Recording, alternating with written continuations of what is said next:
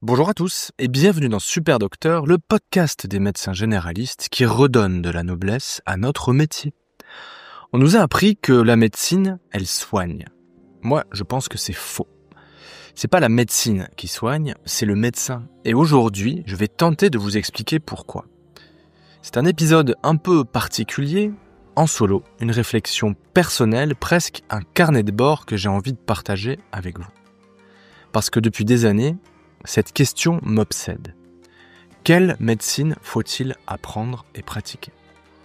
Ou en d'autres termes, comment d'excellents médecins, aussi différents soient-ils, peuvent-ils pratiquer de façon complètement différente donc, et pourtant obtenir de très bons résultats auprès de leurs patients ?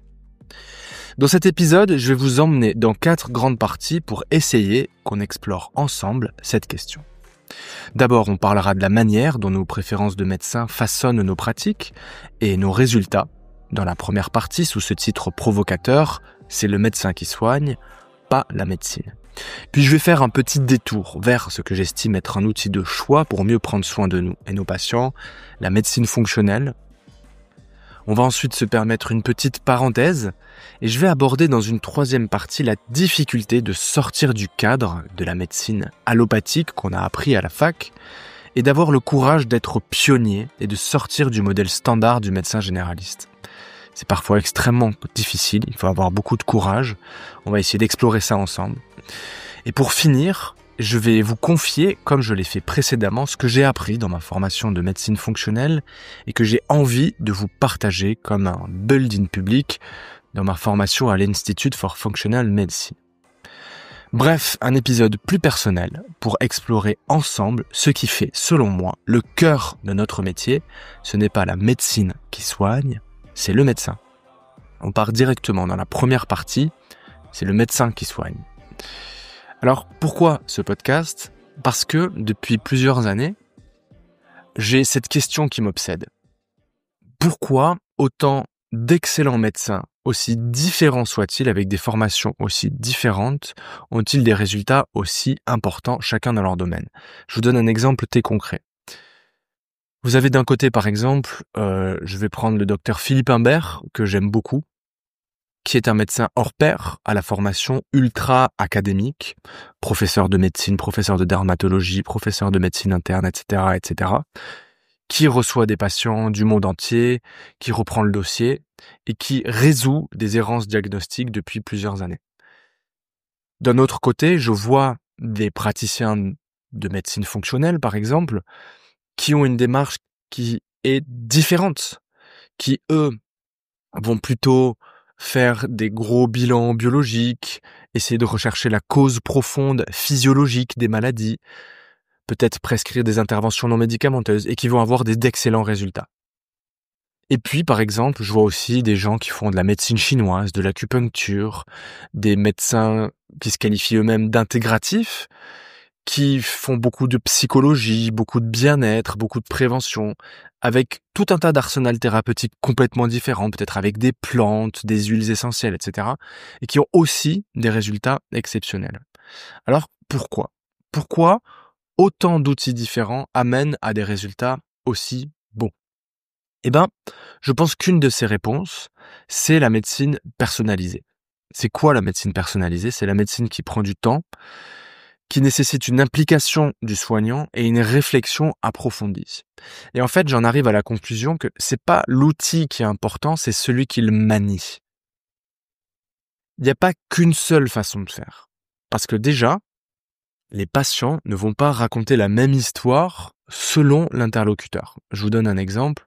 Si vous êtes médecin professeur, les patients vont peut-être vous raconter quelque chose de très scolaire avec les symptômes, les antécédents, etc. Ça va être une consultation très codifiée. Mais à l'inverse, si vous êtes un praticien aussi chevronné soyez-vous, je sais pas, en acupuncture, en médecine chinoise, les gens vont peut-être vous raconter une histoire différente, avec une notion peut-être d'énergie, de bien-être, de famille, de ressenti, que sais-je. Mais l'histoire va être différente. Et à mon avis, c'est une des clés de cette efficacité. Dans tous les cas, je remarque qu'il y a quand même une implication importante du soignant, un temps de réflexion et une envie d'aller au bout des choses. On retrouve dans ce cas-là le rapport singulier entre le patient et son médecin.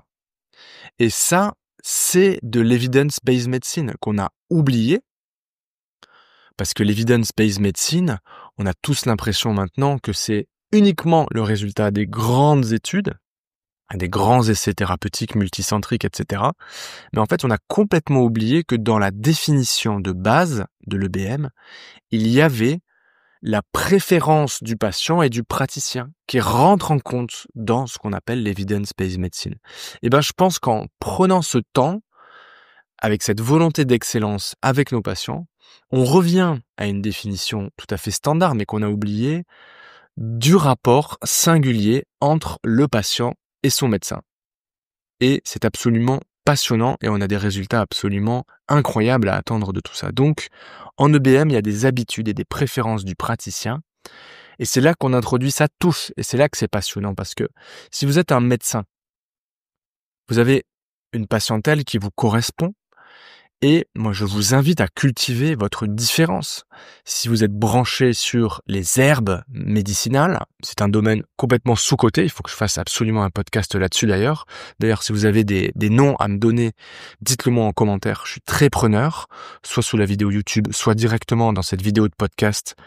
Vous pouvez me mettre en commentaire si vous avez des praticiens qui sont compétents là-dedans, qui ont une expérience reconnue là-dedans. Je serais passionné de faire un épisode là-dessus. Petite parenthèse fermée, mais donc, si vous êtes branché sur les herbes médicinales, fouillez le sujet à fond. Vous aurez des patients qui seront intéressés par ça, et rien qu'avec l'effet placebo, parce qu'ils auront l'impression que c'est quelque chose qui leur correspond, vous aurez déjà 30% de réussite en plus. Donc, si vous avez une patte particulière, si vous êtes plutôt complément alimentaire, si vous êtes plutôt activité physique, si vous êtes plutôt hypnose, si vous êtes plutôt branché sur la méditation, que sais-je?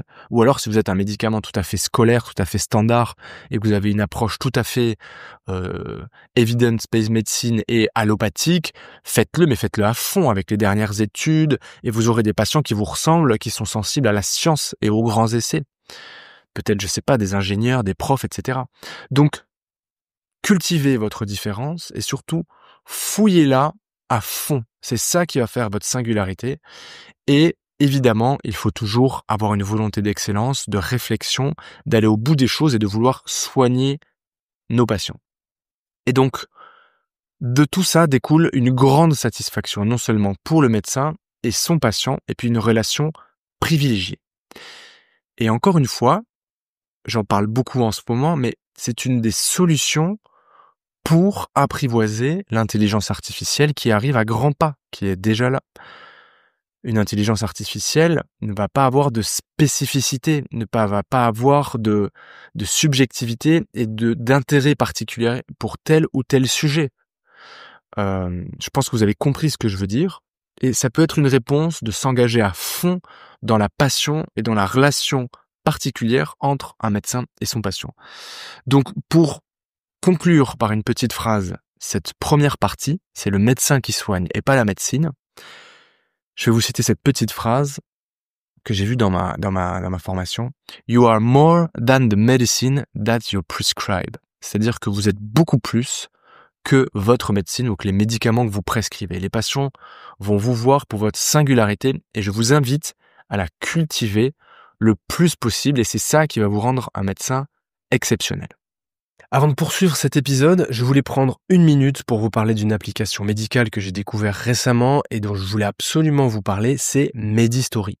C'est un logiciel conçu en natif pour l'univers Apple et croyez-moi, ça change tout parce que ça marche, c'est fluide et c'est super intuitif.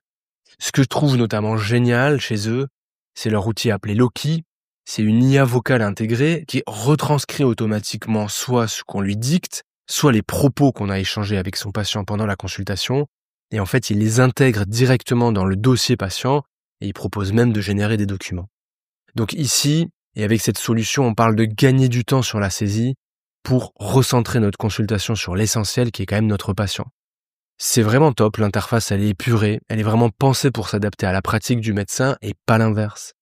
Et en plus, derrière, cerise sur le gâteau, c'est une équipe française avec un vrai engagement sur la sécurité des données qui sont hébergées en France. Bref, c'est du solide. Je vous invite vraiment à le tester. Alors, si vous êtes en train de vous installer ou si vous avez envie de changer d'outil et que vous êtes sur Apple, je vous encourage vraiment à y jeter un œil. Je vous mets, comme d'habitude, le lien en description dans les notes de cet épisode et je vous laisse tout de suite pour la suite de cet épisode. On arrive dans cette deuxième partie. Mon journal de bord, ma réflexion générale sur la médecine fonctionnelle. Pourquoi je vous parle de ça? Parce que là, je vous parle d'outils médicaux qui soignent. Et pour moi, la médecine fonctionnelle, c'est une des réponses de choix. C'est la mienne, c'est mon chemin. Je suis actuellement dans ce chemin-là. Peut-être que dans 10 ans, ça sera pas le cas, peut-être ça changera. Mais en ce moment, en tout cas, ça fait plusieurs années, moi j'y crois beaucoup. Alors pourquoi? Parce que la médecine fonctionnelle, j'en ai déjà parlé dans 2 podcasts, je vous y renvoie dans la chaîne Super Docteur, vous tapez médecine fonctionnelle dans la barre de recherche, vous allez les trouver, je crois que j'en ai fait 2 dessus, notamment un où je décris précisément ce que c'est. C'est peut-être un préambule à tout ça. Mais donc, pour moi, la médecine fonctionnelle, c'est une des réponses parce que elle englobe beaucoup de choses qui font sens. Et une de ces définitions, c'est quand même que ça recherche les causes profondes des maladies. Ce qui oppose à la médecine allopathique standard. On est volontiers dans une médecine symptomatique. On essaie de calmer les symptômes. Ce qui est OK, ce qui peut paraître OK. Mais la médecine fonctionnelle, elle est vraiment beaucoup plus élégante que ça. Et son objectif, ça va être d'aller chercher les causes profondes des maladies et évidemment, de les rechercher et de les enlever pour que les gens guérissent. C'est une médecine qui s'occupe du terrain, qui est une composante essentielle de la santé. Pourquoi je vous dis ça? Parce que, par exemple, en infectiologie, vous comprenez que si vous avez un germe dans votre gorge, par exemple, j'en sais rien, un streptocoque, un pneumocoque, on sait bien que 100% des gens qui ont le germe ne vont pas tomber malades. Et l'inverse est vrai aussi. C'est-à-dire que si vous soignez votre terrain, l'écosystème de votre gorge, votre forme générale, votre état de santé général, vous avez beaucoup moins de chances que ce streptocoque ou ce pneumocoque vous provoque une angine. En fait, c'est ça que ça propose la médecine fonctionnelle. Ça potentialise la santé, c'est une médecine de la santé et de la physiologie saine. Et en fait, en soignant le terrain, on arrive à arranger beaucoup de choses. Et donc, c'est une composante essentielle. Elle travaille sur la santé, en regard de la médecine allopathique qui, elle, travaille sur la maladie. Dans nos études de médecine, on a appris les maladies et on n'a pas appris la santé. J'ai conscience de ce que je raconte et que ça peut paraître un petit peu absurde, mais réfléchissez-y un moment, regardez comme sont organisés les items de notre internat. Ce sont des items classés par pathologie, par germe, par maladie. Ce ne sont pas des items de la santé. Il n'y a pas un item sur le sommeil, sur la nutrition normale. Ça serait extrêmement vaste. Et en fait, c'est un changement de paradigme. C'est le fait de se concentrer sur la santé. Qu'est-ce qui fait du bien et qu'est-ce qui prévient des maladies? C'est ce que propose la médecine fonctionnelle. Et donc pour ça, il y a tout un processus en consultation dont certains outils sont, je vais vous en citer 2. Le premier, c'est la matrice. Qu'est-ce qu'on fait dans la matrice? C'est qu'en fait, on va essayer de raisonner avec notre patient sur ces grands systèmes physiologiques qui sont atteints au moment T. Alors, il y en a plusieurs. Il y a la production d'énergie. On va réfléchir à l'état des mitochondries, etc. Le transport, la détoxification, la qualité des hormones, l'intégrité physique de toutes les structures anatomiques qui nous composent. Et en fait, et puis il y a aussi la psychologie, le psychisme, etc. Et au lieu de réfléchir par ce patient me présente une pathologie, je vais dérouler mon tiroir pour lui donner les bons médicaments, on va être beaucoup plus fin que ça et on va se poser la question, quels sont les grands systèmes physiologiques chez mon patient qui sont actuellement défaillants? Et une fois qu'on a mis en regard ces problèmes-là, comme un ingénieur, on va aller jouer sur telle ou telle chose. C'est la matrice, c'est un élément très important, c'est bêtement une feuille de papier A4 que vous remplissez en consultation. Et un autre document qui est très important, c'est ce qu'on appelle la timeline, c'est-à-dire c'est une frise de votre patient qui démarre de 0 à sa naissance, qui va même un tout petit peu avant pour étudier un petit peu l'état embryonnaire, j'ai envie de dire, l'état de la maman, etc. Est-ce qu'il y a une césarienne, une voix basse, etc.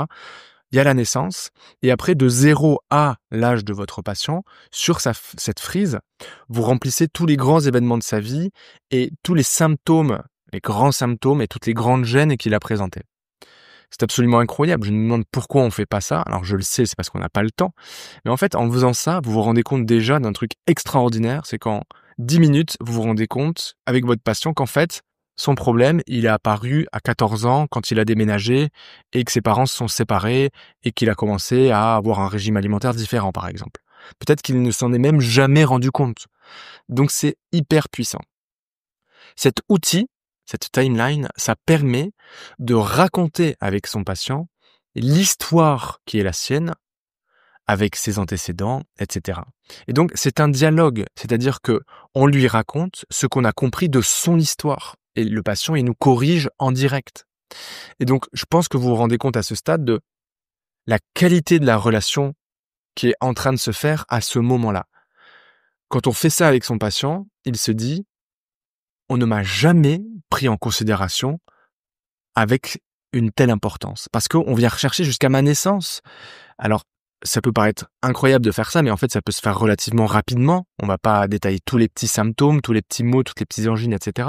Mais les grandes lignes, on peut faire passer comme ça rapidement. Et surtout, on va raconter l'histoire de son patient.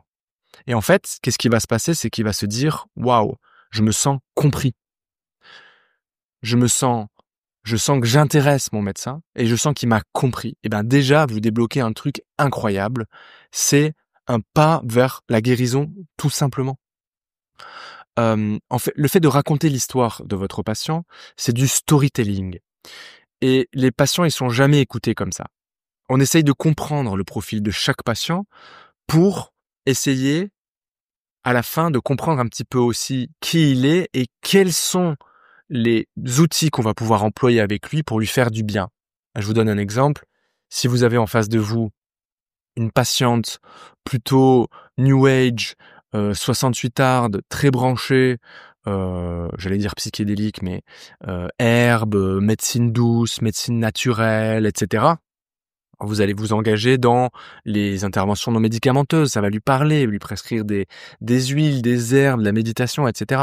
À l'inverse, si vous avez un patient ultra cartésien, qui vient avec des classeurs remplis, qui est fonctionnaire, qui est ingénieur, qui est très organisé, vous allez faire quelque chose de beaucoup plus académique. Vous allez donner des médicaments parce que vous sentez que ça va peut-être plus lui correspondre. Et donc, cette part de la consultation, elle est hyper importante pour rentrer en connexion. Et c'est à mon avis capital. Ce qui peut être intéressant à ce stade aussi en médecine fonctionnelle, et ce que moi j'adore, c'est se demander quelle est mon histoire par rapport à celle de mon patient. Je suis sûr que vous vous rendez compte qu'il y a des patients que vous adorez et d'autres que vous détestez. Vous êtes comme moi un médecin et je suis sûr que quand vous voyez la liste de vos patients, parfois vous vous dites « Oh non, pas celle-ci ou pas celui-là ». Ou à l'inverse, ah chouette, il y a tel ou un tel, on va pouvoir discuter de choses et d'autres, pas que de médecine, et c'est plutôt cool. Et donc le fait de se questionner aussi de sa propre histoire par rapport à celle de ses patients, ça permet aussi de travailler dessus. Pourquoi lui me touche? Pourquoi lui m'agace? Et puis on va pouvoir se poser des questions peut-être aussi intéressantes, avec les notions de racisme en santé, pas de refus, mais d'éviction de certaines catégories de population de gens qui nous effraient parce qu'on les comprend pas, par exemple. Et je pense qu'en tant que soignant, c'est pas de la politique. On fait pas de la politique, on est des soignants, quelqu'un qui vient vous consulter, vous avez, je pense, un devoir d'absolu soin, transparence et évidemment de l'accueillir comme il est et de minimum, c'est pas de faire preuve de racisme. Et donc, c'est de travailler sur ces processus inconscients. Je pense à des gens LGBT, des gens homosexuels, des gens de communautés particulières, voire même de communautés religieuses qui peuvent irriter certains dans la sphère politique. Eh ben, c'est très intéressant de se poser la question dans le soin. Comment aller au-delà de toutes ces considérations. La médecine fonctionnelle, pour finir avec ça, c'est sous-coté, je ne comprends pas pourquoi. Ça se base sur des études qui sont extrêmement solides. Toutes les études et les cours que l'on me donne dans ma formation à l'Institute for Functional Medicine aux États-Unis sont des études du New England Journal of Medicine, de Nature, de Cells, des études ultra robustes, et je ne comprends pas pourquoi elles ne sont pas encore mainstream, pourquoi elles ne sont pas encore dans le domaine de la santé publique. Apprendre cette médecine, c'est pour moi comme apprendre les maths ou essayer d'être dans une start-up futuriste, parce que en fait, on apprend des trucs et on sait bien que c'est un petit pari. Je vous donne un exemple. Il y a des analyses de microbiote, des tests génétiques multiples, des tests hormonaux, et on sent bien que là, on dépasse un petit peu la médecine traditionnelle, on est un peu dans l'expérimentation, et en fait, c'est un pari sur l'avenir, parce qu'il y a plein de ces petits outils qui vont péricliter, peut-être l'analyse du microbiote, pardon. Il y a eu un grand boom et maintenant on se rend compte que c'est peut-être inutile. En tout cas, on ne comprend pas à l'heure actuelle. En fait, dans une startup, vous misez sur des choses et vous vous dites, OK, peut-être que dans 20 ans, ça va être la voie d'un certain succès. Peut-être que ça va complètement se cracher. Mais c'est un peu ça. C'est être dans cet esprit de pionnier. Il y a beaucoup de choses qui sont ultra reconnues par des études ultra robustes. Il y a certains petits outils qui sont ultra originaux. Et j'aime bien ça. Donc voilà mes petites réflexions sur la médecine fonctionnelle dans cette deuxième partie et pourquoi je pense que c'est vraiment un outil de choix, en tout cas un outil que j'affectionne et pourquoi je me forme là-dedans. Ce qui m'amène à parler et à introduire cette troisième partie de la difficulté d'être un pionnier. Le problème des pratiques médicales méconnues et innovantes. Je vous explique mon problème actuel, c'est que je sens bien que j'ai des choses à faire là-dedans. Je me forme de plus en plus, j'engage du temps, de l'énergie, de l'argent, et j'ai envie de pratiquer ça.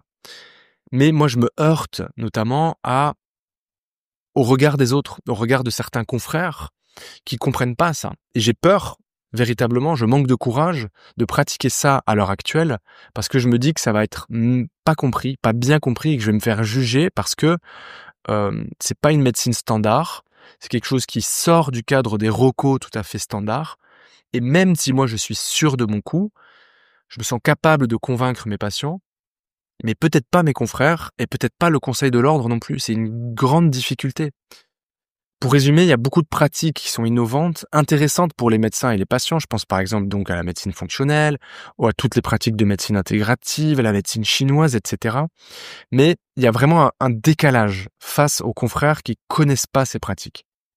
Ça peut être une source de médisance, une source d'incompréhension. Vous pouvez carrément vous faire juger en direct ou en virtuel. Et puis ça peut même porter préjudice aux patients parce que les patients vont avoir des avis contradictoires. Je vous donne un exemple, pour le coup très académique.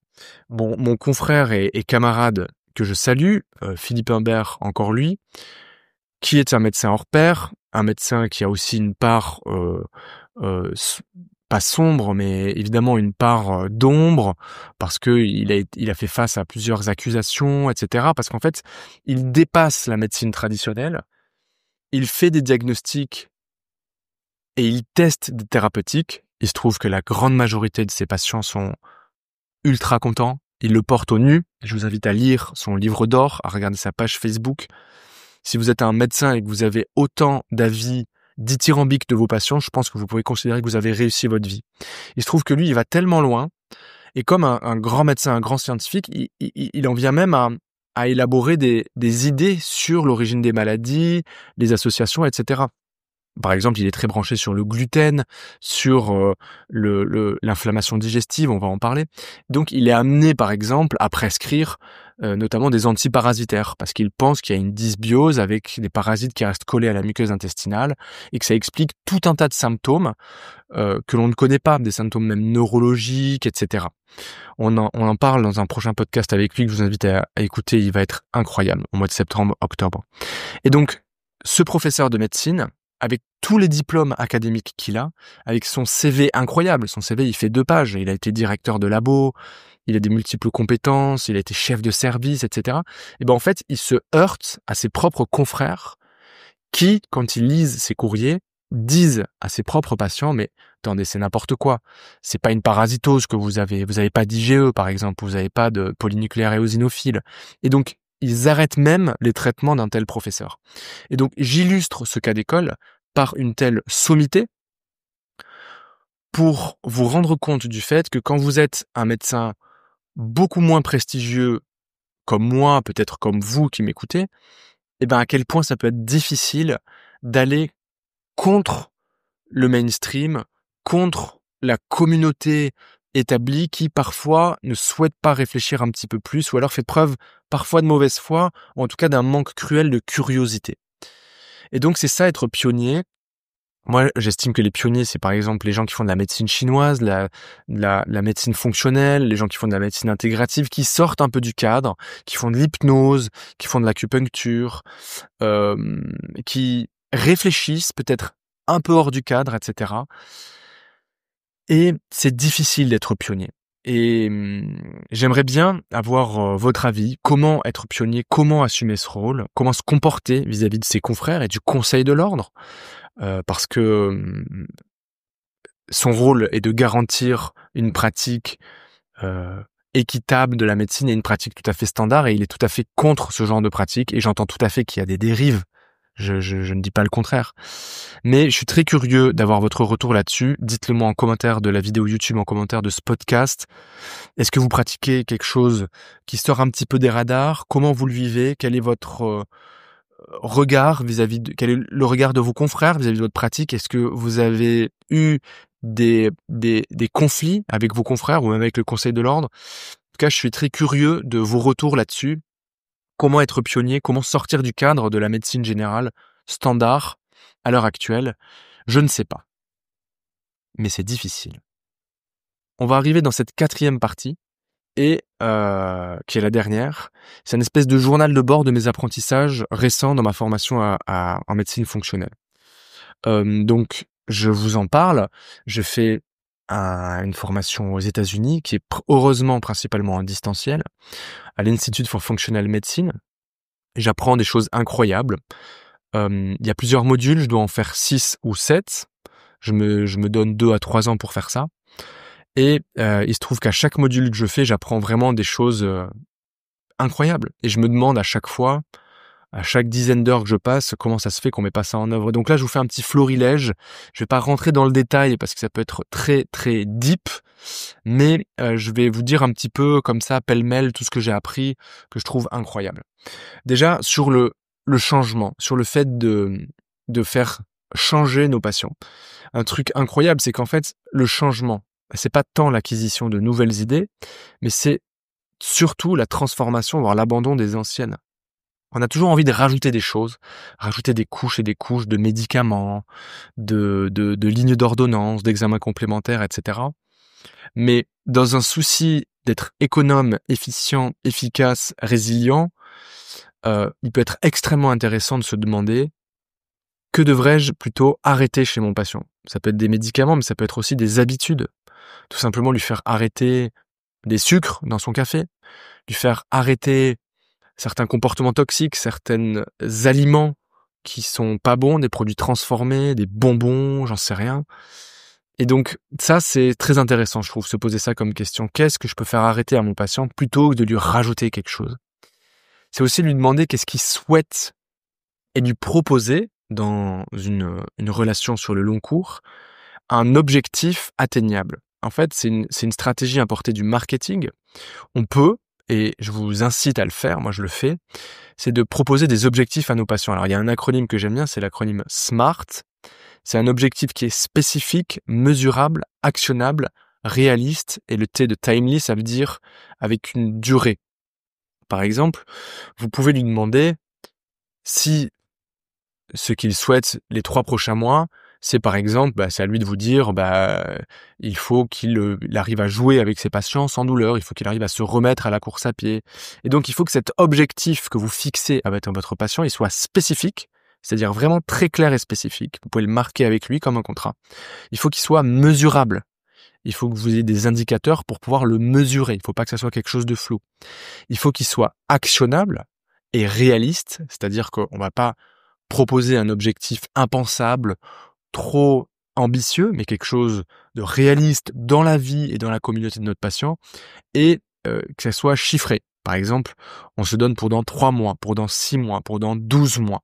Donc, c'est les acronymes de SMART, un objectif spécifique, mesurable, actionnable, réaliste et timely, c'est-à-dire avec une durée dans le temps. Et comme en marketing, en fait, on va résoudre un problème. Le problème de notre patient qui est souvent fonctionnel. Les patients, ils vont vous dire, je suis emmerdé parce que j'ai mal quand je joue avec mes petits-enfants, parce que j'ai mal quand je fais de la course à pied, parce que j'ai des gaz, parce que je me sens fatigué, etc., etc. Et donc, en fait, on va essayer de résoudre ce problème qui est souvent fonctionnel. Et ce qui est extrêmement important, c'est de lui proposer un objectif qui est tourné dans des termes positifs. Le fait de ne plus avoir mal, c'est pas intéressant parce qu'on se focalise sur le négatif. On peut tourner l'objectif sur être confortable lorsque je joue au football avec mes enfants ou avec mes potes. Être confortable quand je suis au travail, aller moins de fois aux toilettes, etc., etc. C'est tourner l'objectif de façon réaliste et positive et surtout, quelque chose que je trouve super important, c'est de célébrer ensemble les résultats. On va voir un médecin quand on est malade, quand on a des problèmes. Et à mon avis, il peut être hyper intéressant de transformer cette relation pour se focaliser sur la santé et célébrer les résultats positifs.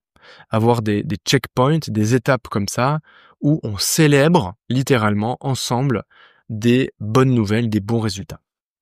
Quelque chose que je suis aussi pêle-mêle comme ça, que je trouve super intéressant, c'est le fait de pas étiqueter une maladie, mais plutôt d'exprimer la condition de santé à l'état donné de son patient et son évolution possible.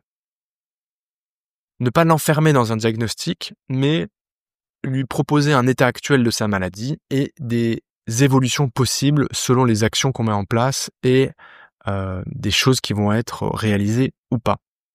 On peut aussi relever les éléments positifs de son patient. Évidemment, ça prend du temps. Il y a une phrase des anglophones, c'est "What's strong with you?" C'est pas "What's wrong with you?", qu'est-ce qui ne va pas avec vous, mais qu'est-ce qui va chez vous. What's strong? Qu'est-ce qui est une ressource chez vous aujourd'hui qu'on va pouvoir mobiliser? Eh bien, en se focalisant aussi sur des choses comme ça, on mobilise des ressources positives et ça recalibre un peu plus vers quelque chose de désirable chez nos patients. Évidemment, c'est de poser des questions ouvertes à nos patients. Et quelque chose d'hyper important, c'est par défaut de croire ses patients. Alors, je sais que j'enfonce une porte ouverte, c'est une grosse lapalissade, mais comme je vois tous les jours des patients qui me disent que certains de médecins, de soignants leur disent que c'est dans la tête, ou ne les croient pas, ou disent que c'est une maladie qui n'existe pas, etc. En fait, c'est par défaut, il faut croire nos patients. Il ne faut pas croire leurs hypothèses diagnostiques, etc., leurs hypothèses physiopathologiques, mais croire en leurs symptômes. Ça me paraît inévitable. Et balayer ça d'un revers de main, ou dire que ça n'existe pas, ou dire que c'est dans la tête, c'est quelque chose d'incroyablement toxique. Et si c'est le cas, je vous invite vraiment à changer de métier. En tout cas, vous savez que dans ce podcast, on partage quand même une volonté d'excellence, de faire évoluer les choses. Et je crois que vous partagez comme moi l'idée que avoir ce type de relation toxique avec ses patients en disant c'est dans la tête, c'est n'importe quoi, etc., c'est quand même très très mauvais. Donc bannir ce genre de choses et essayer comme ça, ensemble, de modifier la condition de notre patient et de l'accompagner pour la meilleure évolution possible. Autre petite chose que j'ai appris, important petit paragraphe qu'on va faire sur l'inflammation systémique et ce qu'on n'apprend pas à la fac de médecine. Donc toujours un petit carnet de bord de mes apprentissages en médecine fonctionnelle. Un truc incroyable qui est maintenant ultra mainstream, mais que j'ai pas appris à l'époque. Peut-être que vous l'apprenez maintenant dans fac de médecine. Dites-le moi si c'est le cas, parce que moi je l'ai pas appris. C'est qu'en fait, l'inflammation systémique, c'est le source d'innombrables pathologies, pas seulement cardio-métaboliques, mais aussi des maladies dégénératives, infectieuses, tumorales, immunologiques, inflammatoires, allergiques, vasculaires, fonctionnelles, psychologiques, psychiatriques. Le spectre est ahurissant. Et on s'en rend compte, il y a plein de gens dans ce podcast, ultra reconnus dans leur domaine, qui m'ont parlé de ça. Je pense spontanément à Claire Dayen, qui est rhumatologue, spécialiste de la polyarthrite rhumatoïde, et qui m'a parlé de ça elle aussi.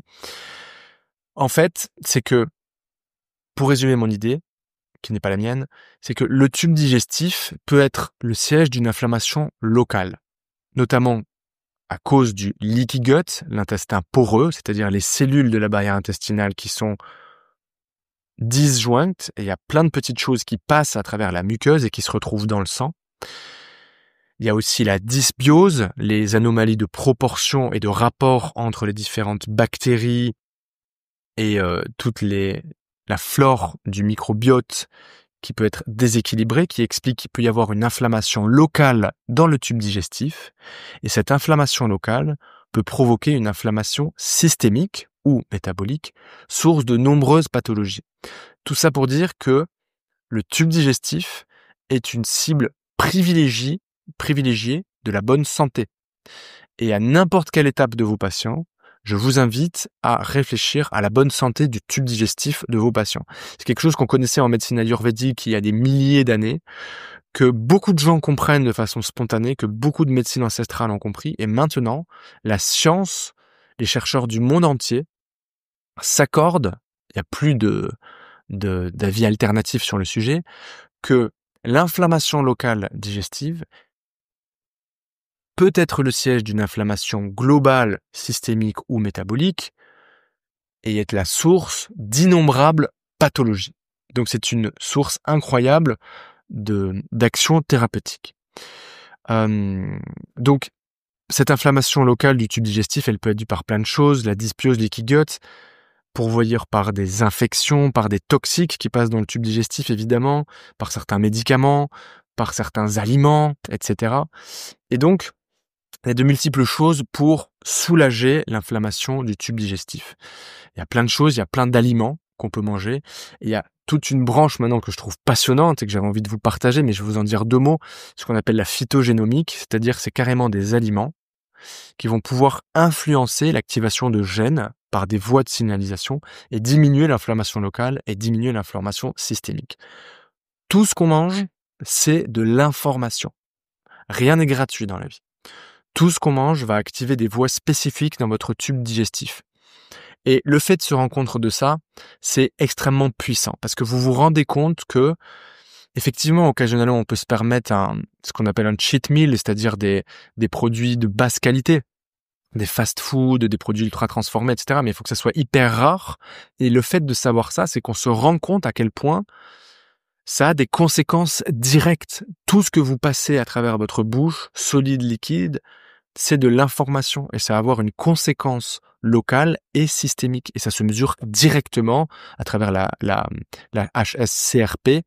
C'est aussi simple que ça. Donc, l'aliment, c'est de l'information et ça active des voies spécifiques. Et en sachant ça, on peut travailler sur des aliments beaucoup plus qualitatifs, des diètes beaucoup plus qualitatives. Rien n'est gratuit, tout a une conséquence. Et il faut manger de tout, de bonne qualité, des produits bruts, etc., etc. Des petits leviers thérapeutiques comme ça très rapidement. En médecine fonctionnelle, on a ce qu'on appelle l'elimination diet. C'est une diète qui est assez difficile à mettre en œuvre. Il y a différentes phases. Première phase de 6 semaines, on enlève beaucoup de choses du régime alimentaire. C'est un peu pénible. Et en fait, grosso modo, on va rajouter petit à petit les choses. On va noter si ça a un effet ou pas. Pour qu'à la fin, on puisse reconnaître avec un gold standard quel était l'aliment responsable des symptômes du patient et puis peut-être l'enlever, peut-être définitivement, mais ça va être 1 ou 2 en fait. Il faut faire gaffe aux orthorexies alimentaires évidemment. Mais sans faire cette elimination diet, il y a plein de thérapeutiques. Vous avez le jeûne intermittent qui est hypo-inflammatoire. J'en ai parlé avec Gabriel Perlemuter dans un épisode de ce podcast que je vous recommande, qui est ultra efficace pour faire baisser l'inflammation globale. Le régime méditerranéen, il y a plein de choses. Bref, essayez, testez, tout le monde est différent. L'important c'est d'avoir une approche personnalisée. Mais je voulais faire un focus sur cette inflammation digestive locale qui donne une inflammation globale. Ce que je trouve super important, intéressant, c'est de tester, notamment biologiquement, pour savoir si on est dans les normes, pour pouvoir mesurer précisément les choses et pas partir un petit peu dans le flou. Voilà, tout ça, c'est travailler le terrain qui est au moins aussi important que l'agresseur. Parce qu'en travaillant le terrain, en travaillant une bonne santé, notamment digestive, une bonne santé globale, en fait, vous serez beaucoup moins sensible, vos patients seront beaucoup moins sensibles à d'autres agresseurs.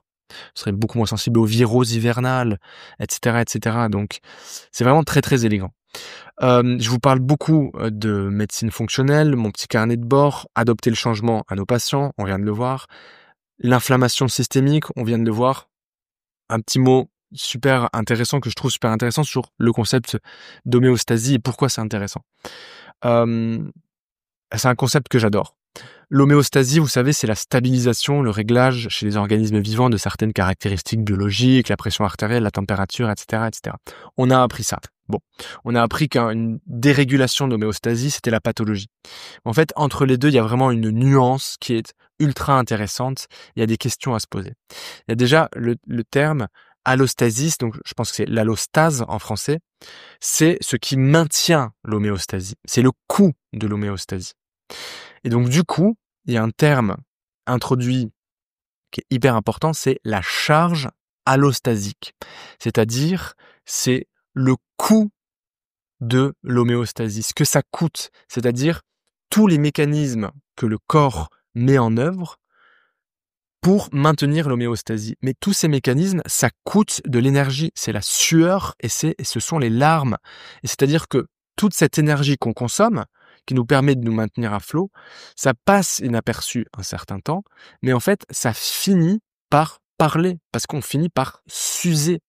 C'est ça le concept de charge allostatique. Et c'est hyper intéressant parce que on se rend bien compte qu'entre le normal et le pathologique, il y a toute cette zone grise qu'on peut appeler la charge allostasique de façon scientifique, mais c'est la sueur et les larmes, c'est le coût de se maintenir à flot jusqu'au moment où vraiment ça ne tient plus, et là il y a l'apparition de gros symptômes, maladies physiques, psychiques, etc.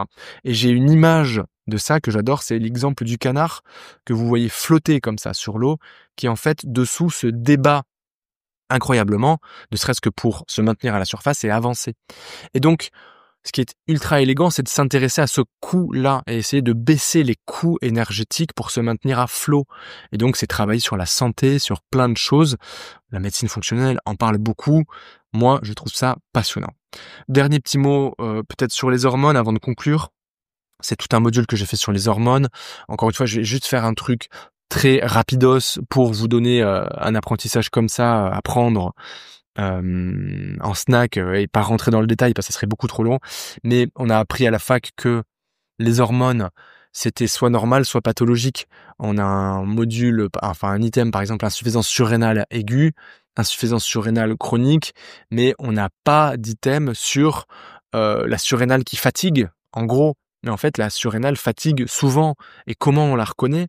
En fait, il faut avoir des connaissances beaucoup plus fines sur la physiologie de ces hormones.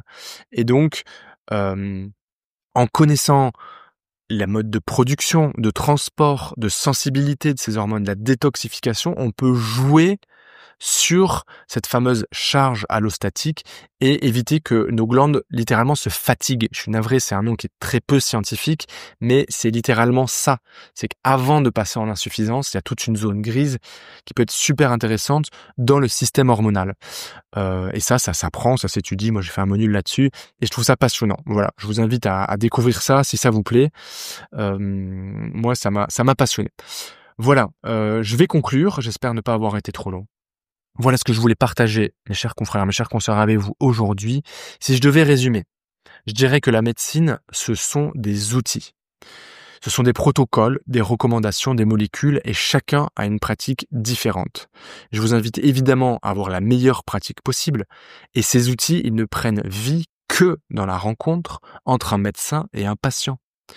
Et c'est là que tout se joue, dans notre façon d'écouter, de raconter l'histoire avec notre patient et de choisir avec lui les leviers qui lui correspondent et nous correspondent.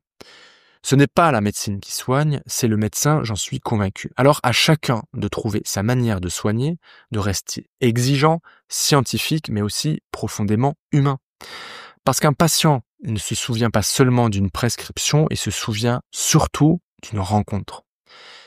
Si cet épisode vous a inspiré, s'il vous a plu, c'est que vous faites déjà partie de ceux qui veulent soigner autrement. Je vous invite à continuer à chercher, à apprendre, à rester libre. Je vous souhaite le meilleur et je voulais, pour finir, ajouter 2 petites choses.